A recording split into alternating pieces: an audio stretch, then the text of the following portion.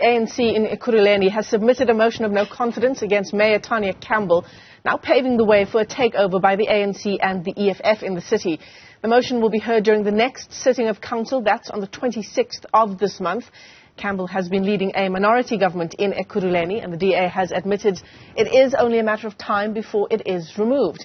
The ANC is relying on cooperation from the EFF to get enough votes to take over the city. Joining us now in studio for more on the story is our reporter Govan Whittles. Govan, thanks very much for coming in. So, two sides to the story. The DA has been expecting it, but Tania Campbell has also been fighting against these rumours of a motion of no confidence for some time now. She has. One of the significant steps she's taken is to remove the Patriotic Alliance's MMCs, award those positions to the Freedom Front Plus and COPE, strengthening the DA's ties with those partners. But it just isn't enough. It's a minority government, and it looked like the DA was anticipating this move by the ANC and EFF. An interesting comment this week coming from Action SA, blaming Helen Zille for the collapse of coalitions in their totality in Gauteng. That's interesting because it gives us further insight into the negotiations behind the scene.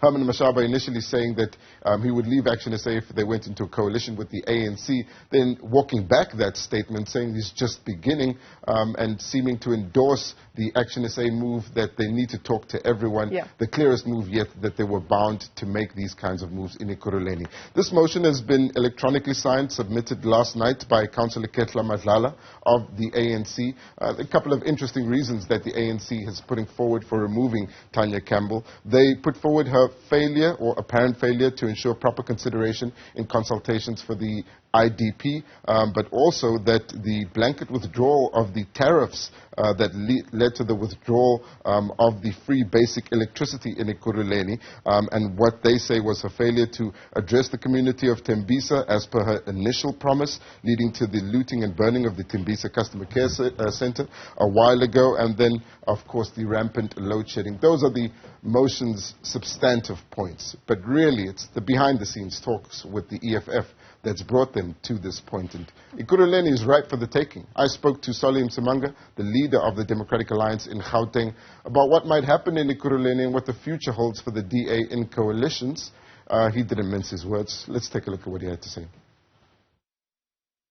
In Ekurhuleni, we knew that we had a minority government, but what we wanted to do was to hold on to it, and this is why we're engaging with other parties so that we're able to consolidate and actually even keep the coalition going there. But unfortunately, we are also dealing with people that don't have the interest of the people at heart, but the interest of positions. And this is what has happened to Mpo, unfortunately, here in the city of Johannesburg. But, we cannot give up on coalitions. We just need to find a model of making coalitions work. Because the reality is that, that's where South Africa is going to be going, whether you're looking at 2024 and possibly even going beyond. I think South Africans are tired of having a one-party dominant state, and it's getting to a space where we need to find a way of making coalitions work. We all have to learn our lessons from what has happened here and find a way of making it work better for the residents. You think you can build a majority government in Ekurhuleni? Well, in Ekurhuleni, I don't think that we can, because, if you look at the ANC and the EFF numbers, if you look at it, they already have the majority that they need. And if there's already a deal that has been struck there, there's very little that we possibly can do at this point in time. It was Mpo Palatse, that's the Mpo that Salim Simanga is referring to there. We saw her being gotten rid of in the city of Johannesburg not too long ago. DA mayors are in the firing line. But Govan, this issue around coalition partners and coalition governance, and Salim Simanga talks about it there, we need to find a way of doing things better because this is our reality now. It is the reality, and what's happening is a realignment of the traditional partners that South Africa was introduced to, and much to the DA's, I suppose, discontent. They've realized that Action SA is opening talks with the ANC here. We know they've been talking to the EFF in the past. The PA has got a formal coalition agreement with the ANC in the Western Cape. Looks like they're not scared to extend that to Gauteng. It looks like the ANC is trying to build its own coalition bloc that mirrors that of the Democratic Alliance. The difference is the parties that the ANC is talking to now hold a lot more influence in the metros across the country. There's also some negotiation happening in KwaZulu-Natal between the ANC and the IFP towards 2024. Looks like the ANC gearing up to have partners in place in 2024 if it had to go into similar agreements. But the DA at this point still in a multi-party coalition, but stuck with partners that just don't have enough seats to keep them in power.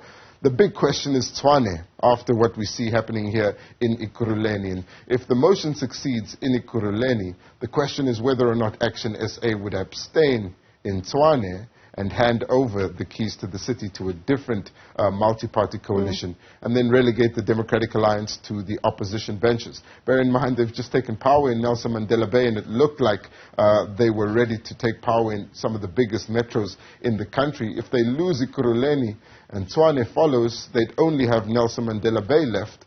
And the ANC would be on track to consolidating partners towards staying in power. Yeah, the ANC doing what it said it would, clawing back what was lost in the metros in the last local government elections. Govan Whittles, thanks very much indeed for coming in.